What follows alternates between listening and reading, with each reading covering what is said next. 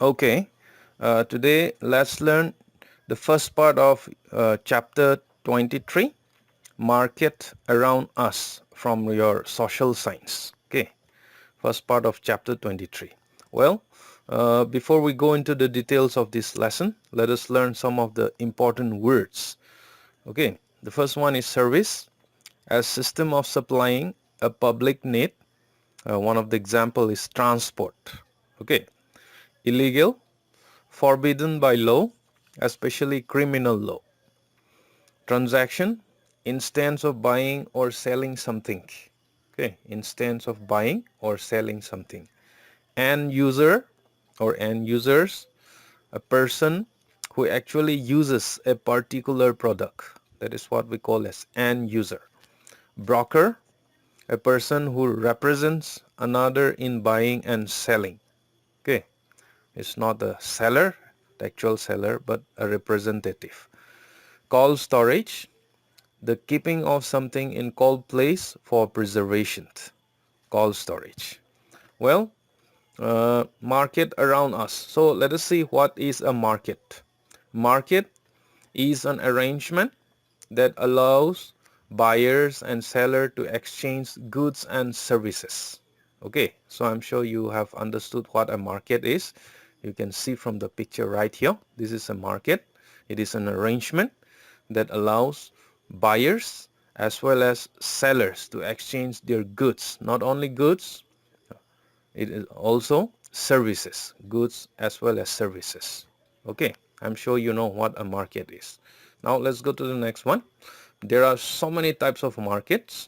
Okay, if we name different types of market, you'll be able to see fish market, clothes markets, okay, etc., etc. So one of the type of market is traditional market. Traditional market means an area where the traders set up stalls and buyers browse the goods on sale. Okay, one of the best example is Ima market at Khoirangban Bazaar. You can see from the picture right here. This is a traditional market of Manipur. Okay, even Pauna Bazaar, Thangal Bazaar and all, they are all type of traditional market. Okay, so market involve buyers and sellers. Now we are going to see who are these buyers. Buyers are consumers. Okay, they are people. Consumers who buy goods and services. So those who buy goods as well as services, they are known as buyers. Goods, for example, ice cream goods. You know? And not only that, it also involves firms. Firms means a company, a society, or so to say a firm, a firm, right? So firms that buy labor, capital, and even raw materials, these are all buyers. Okay, those, or simply we can say those who buy goods and services, they are buyers. So goods refers, if you buy an ice cream in an ice cream shop, you are buying a good, isn't it? And likewise, if you go to the doctor, okay, and if you go for a medical treatment, you are buying a services. So likewise, if you participate in dance class, right, by paying some fees to the owner of this dance class or to the instructor, you are buying a service. So I'm sure you have understood what are the difference between goods and services, right? And let's go to another one. Uh, the firm also can hire cooks and waiters. That means by paying money, by paying them salary, a monthly salary, okay, weekly salary, or even incentive, whatever it may be. That means the firm is buying the power of the labor. Okay, so if you in a restaurant, you'll be able to see a lot of waiters as well as cooks who prepare different dishes, different items for you, right? So they are selling their labor, and the firm is buying the power of labor. Okay, and a carpenter electric saw. You can see from here, if a carpenter he purchased a new electric saw for his workshop, he is buying a capital. He is not selling that saw, but he is going to use out of the use of that very saw, he is going to make different items, and that very items he is going to sell in the market. Is it not so? So that could be a capital. Okay, one of the example is electric saw of a carpenter.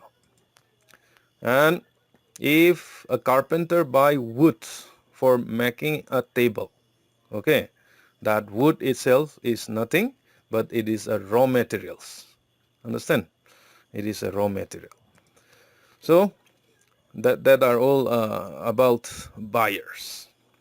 Okay, and if we consider these sellers, sellers means firms or even individual who sells their goods and services in the market. Okay, understand? So goods refers to, for example, vegetable vendors. You will be able to see a lot of vegetable vendors in our city, in our town, Imphal. No, no, they are selling goods. Okay, if you buy books, if you buy books from a bookstore, the very owner of that very bookstore is selling books to you. Goods, you can say. Okay, so sure they are selling goods. So likewise, services can be sold. Okay, if you if your bicycle have been punctured, and if you take that very bicycle to the workshop, okay, so and if they repair it, your punctured bicycle, then the owner of that very bicycle workshop is selling services or is giving services to you, and you are going to pay for the repair of your punctured bicycle. I'm sure you have understood. Do not sellers as well as buyers. Okay, let's go to the next one. Markets are usually regulated, most probably by the government. Okay, regulated by laws and regulations. There are laws for pricing as well as for many other things. So it is regulated by laws and regulation. That is the first regulation of the market. And not only that, sellers should issue cash memos whenever you buy anything from a shop. For example, if you buy a comic, or if you buy an ice cream, or if you buy what you call as Karyana items, understand, grocery items, then the owner or the shopkeeper have to issue these cash memos. I'm sure you know what is a cash memo. No, a receipt to the buyers at the time of transaction. So when he pay the money, he have to issue this. Secondly, value added tax, which is also known as VAT, but now it has changed into GST. GST means goods and service tax, or goods and services tax. Okay, has to be paid by the buyer. Who is supposed to pay the GST? By the buyers or by the seller? By the buyers.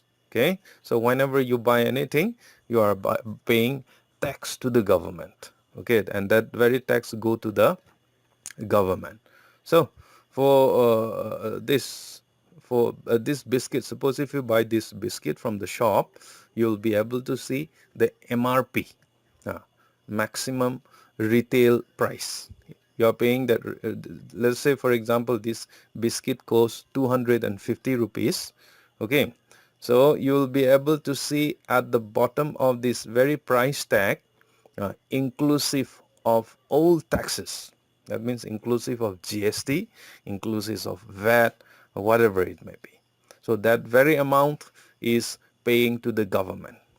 Okay, so all the buyer, even if you buy a chewing gum, if you buy a matchbox, you are paying tax to the government. You do not go to the tax office and pay the money, but you are indirectly paying.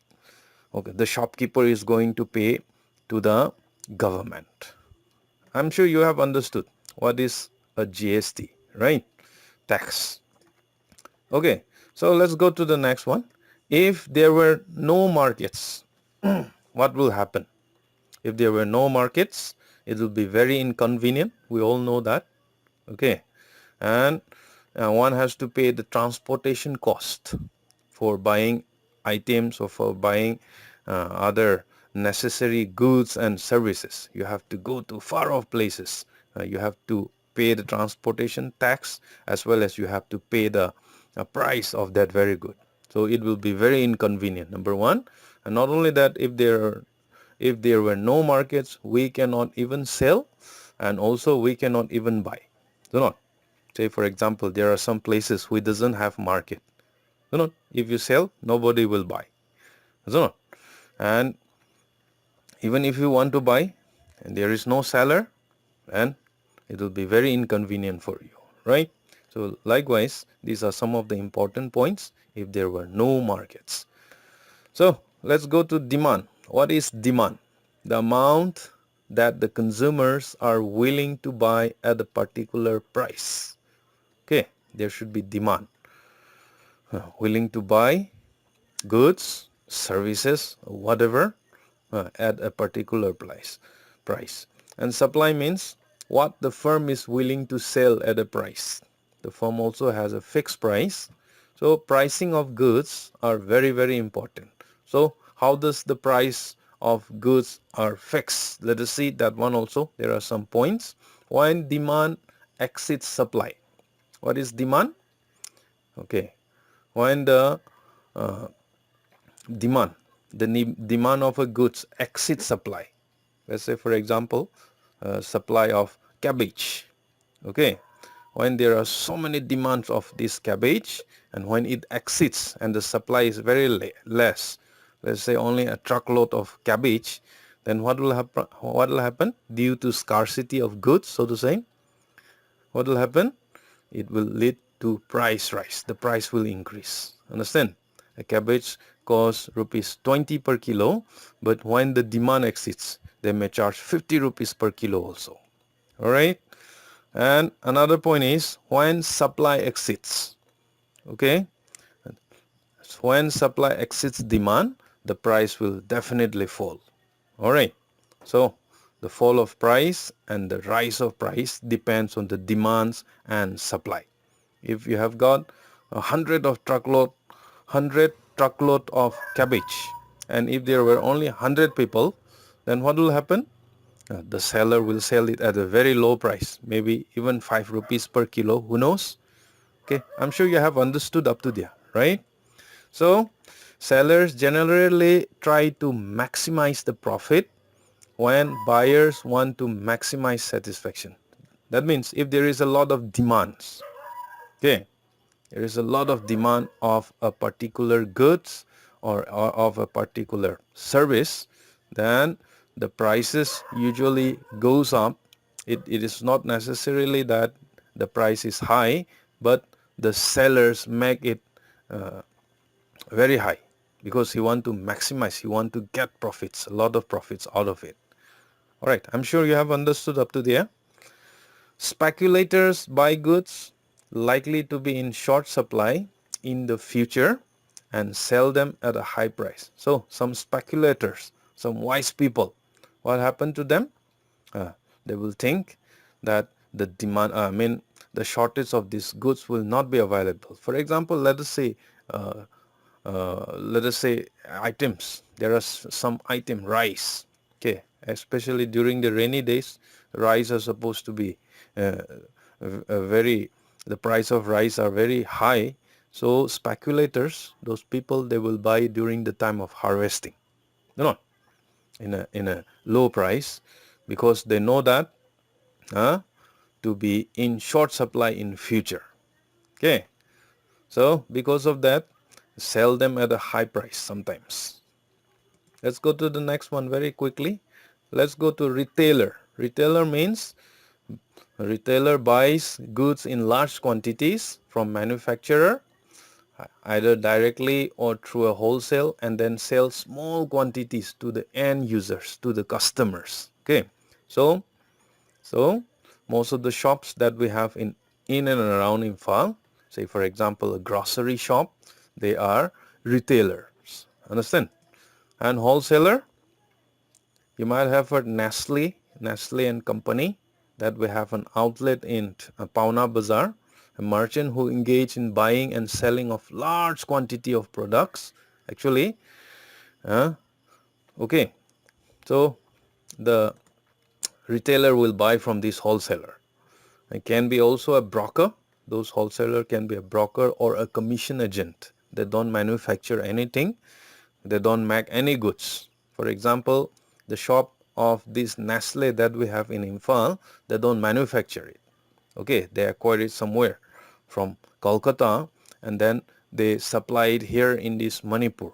They are broker or they get commission out of that. So they are also known as commission agent.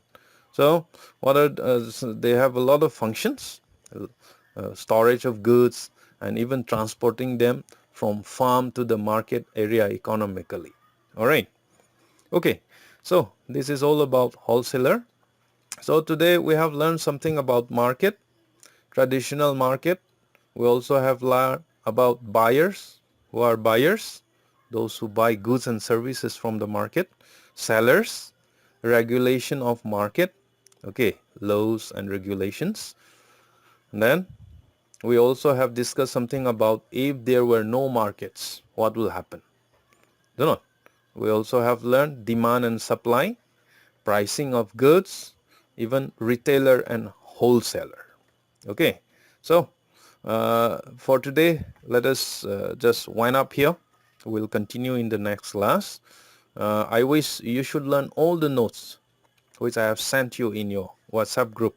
Okay, I mean, I have sent a study material in your WhatsApp group. And please subscribe to my YouTube channel. May God bless you. Thank you so much for participating in this learning.